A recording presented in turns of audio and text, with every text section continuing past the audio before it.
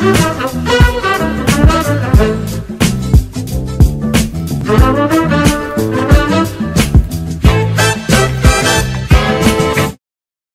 datang di Lini Podcast, ngobrol lebih dekat tentang gaya hidup sehat. Halo teman sehat, bertemu lagi dengan saya Ahmad di edisi spesial Ramadan.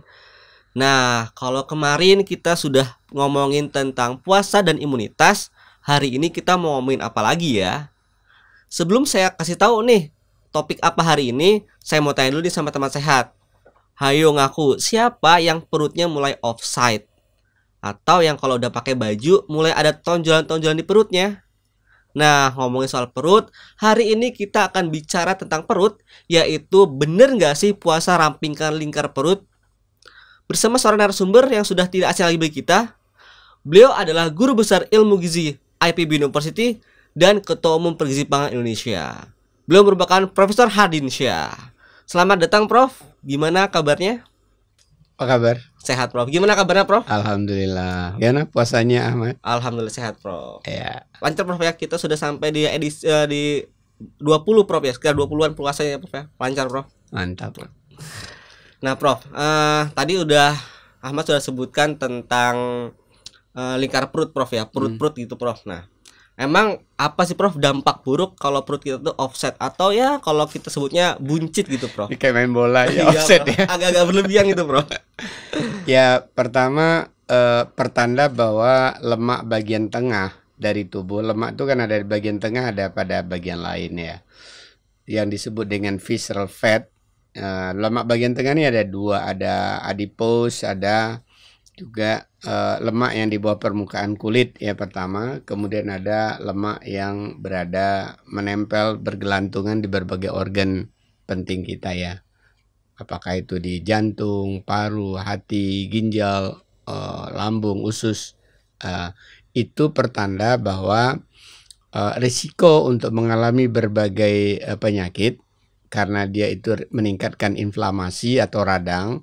Kemudian juga banyak berarti tersimpan di sana racun-racun atau toksik yang berisiko pada lebih lanjut sindrom metabolik, gangguan dari sistem hormonal dan juga profil lemak kita yang berisiko pada jangka panjang itu jantung koroner, diabetes tipe 2, kemudian juga stroke, kemudian kanker dan lain sebagainya. Intinya itu pertanda sederhana lemak bagian tengah tadi kalau berlebih pertanda sederhana akan mengalami berbagai penyakit tidak menular dan juga mudah infeksi. Wah, berarti bahaya Prof ya? Ya nggak baik lah. Okay, ya. Bro. Dan berisiko ekonomi juga kan. Kalau sakit itu kan hari kerja menurun, pendapatan juga berkurang. Itu kan risiko ekonomi dan kehidupan yang kurang berkelanjutan jadinya ya. Iya Prof. Jadi sebenarnya kalau tadi disebutkan Prof ya, berarti perlu nggak sih Prof untuk merampingkan lingkar perut nih Prof? Ya, kalau kita ingin hidup sehat, kemudian kita bisa memprediksi masa depan lebih baik, ya, tidak ada gangguan sakit tadi, dengan gangguan yang minimal ya harusnya kunci sederhananya bagaimana kita merampingkan lingkar perut kita. Nah Prof, kalau kita ambil skala kecil Prof di Indonesia Prof, sebenarnya banyak nggak sih Prof di Indonesia yang ya tadi Prof perutnya mulai offside atau buncit atau ya gitu Prof? Sekitar 35% ya, sepertiga dari orang dewasa remaja di atas di atas 18 tahun di Indonesia. Berarti kalau sepertiga berarti 3 dari 10 ya. Iya, benar. Dari orang remaja dan dewasa Indonesia itu mengalami lingkar perut yang nggak sehat, offside istilah. Iya, iya Prof, berlebihan gitu. Iya. Jadi ukurannya itu ya kalau bagi pria di atas 90 cm, kalau bagi wanita perempuan di atas 80 cm. Itu udah untuk orang Asia ya karena harus lebih kecil lagi. Kalau konteks secara umum oleh WHO sih pria itu di atas 1 meter atau 100 cm. Kalau perempuan di atas 85 gitu ya. Itu dikatakan lingkarnya offside. Oke teman sehat, jadi jangan lupa nih diukur coba ya, offside nggak sih kita lengkap perutnya gitu. Nah Prof, kita menyambung ke puasa nih Prof. Nah seperti di tema tadi Prof, di topiknya Prof. Bener nggak sih Prof kalau puasa itu bisa merampingkan lingkar perut Prof? Jawaban sederhananya benar. Oh, benar Prof.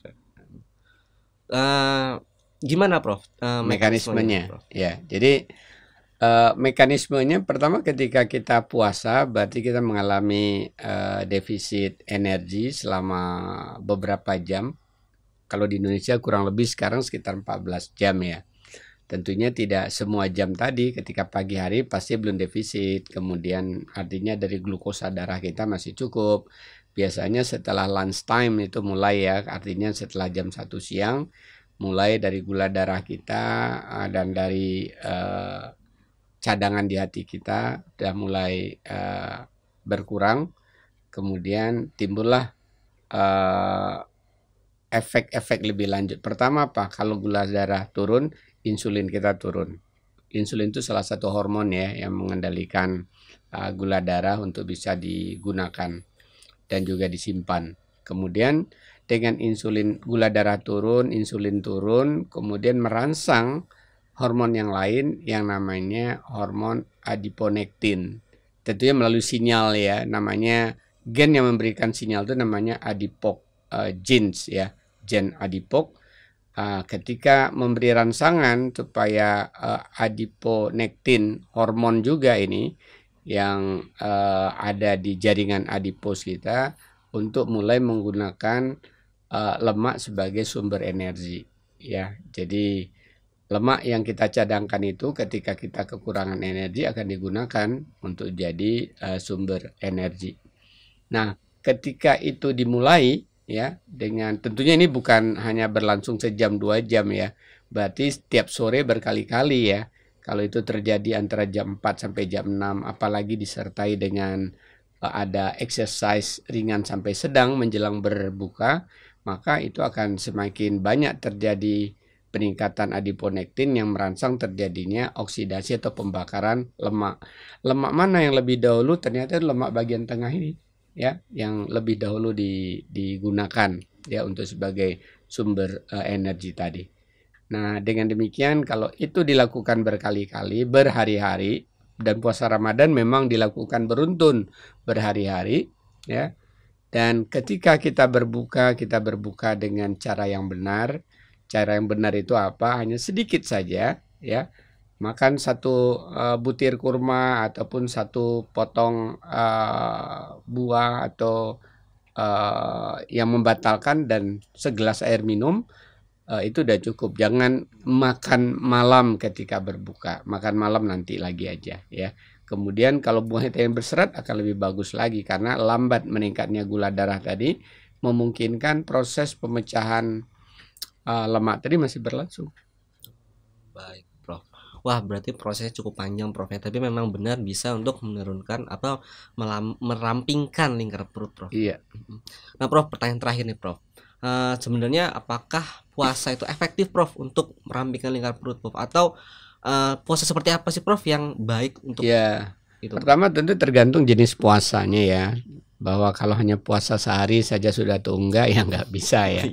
Kemudian kalau puasanya misalnya hanya setengah hari juga nggak bisa. Harus terjadi kondisi defisit tadi ya, di mana terjadi penurunan gula darah bisa jadi sekitar sampai 80 ya kadar gula darah kita.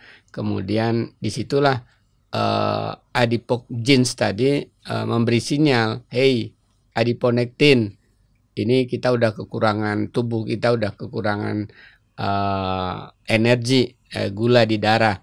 Ayo kita harus pecah dari cadangan ini. Sebelumnya tadi setelah glikogennya digunakan ya, karena glikogen di hati itu sedikit ya, hanya bisa untuk ya 2-3 jam pencadangan. Ya, kemudian masuklah pada pemecahan lemak tadi. Lagi-lagi saya katakan, jadi minimum memang 12-14 jam. Sahurnya jangan besar, karena sahurnya kalau terlalu besar berarti banyak cadangan kan. Bukan banyak cadangan, banyak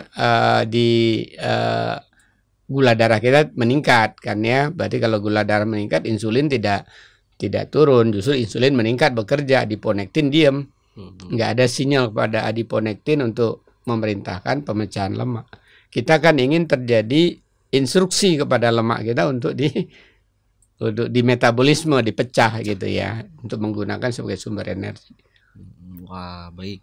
Tapi itu juga bisa lebih diefektifkan lagi ya. Artinya di samping tadi puasanya yang baik dan benar, sahurnya sedikit, berbukanya juga sekedarnya dengan air putih dan 1 butir buah kecil yang berserat, juga bisa disertai dengan asupan lemak kita yang lemak baik istilahnya ya, termasuk kerennya kan istilahnya omega 3 ya. Atau juga barangkali kalau berbukanya dengan alpukat itu juga menyebabkan lambat itu gula darah kita naik. Jangan berbuka dengan yang terlalu cepat meningkatkan gula darah, apalagi gula darah sampai di atas 180 ya kan. Ketika menjelang sore itu ya sekitar 75-80 ya.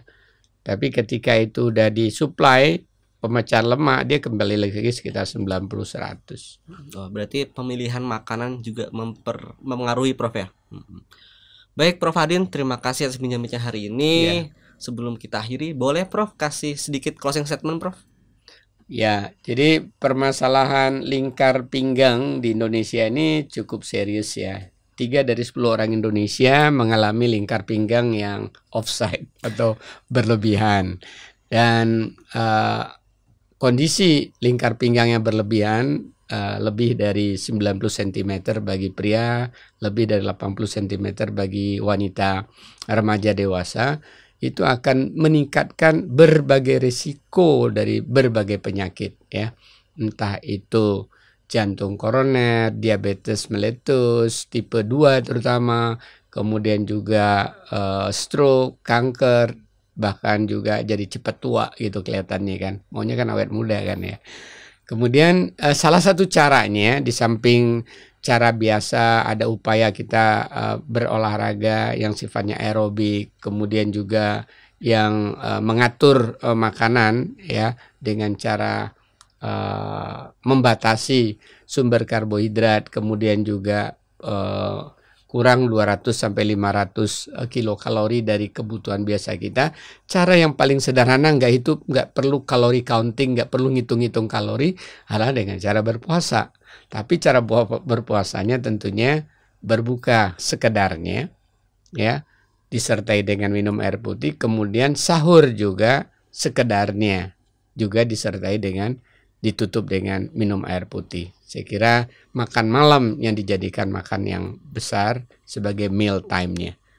Mudah-mudahan ini bisa membantu kita mengurangi permasalahan bangsa, karena kalau orang banyak mengalami tadi penyakit-penyakit diabetes, jantung koroner, ginjal kronik, kanker, stroke, kasihan itu ya. BPJS itu triliunan rupiah habis uangnya, meskipun itu juga sebagian uang rakyat, uang pemerintah, tapi kan uang bersama kan, kenapa nggak digunakan untuk yang lain gitu. Makasih. Baik, terima kasih Prof Hardinsyah atas bincang-bincangnya hari ini. Closing statement yang juga sangat bagus, mengajak kita bagaimana kita untuk merampingkan lingkar perut biar merampingkan isi menebalkan isi dompet, betul Prof? Menebalkan ya Prof ya. Baik. Kalaupun nggak dompet ya tabungannya. Iya, betul sekali Prof. Baik, demikian nih podcast pada episode hari ini. Sampai jumpa di episode berikutnya. Jangan lupa untuk tetap saksikan Lini Podcast eksklusif di channel YouTube maupun Spotify Lini Sehat. Dan jangan lupa patuhi protokol kesehatan. Jangan lupa juga untuk memakai masker. Dan yang terakhir, jangan lupa tersenyum, tapi jangan senyum-senyum sendiri ya. Sampai jumpa di episode berikutnya, yaitu puasa menurunkan berat badan. Sampai jumpa.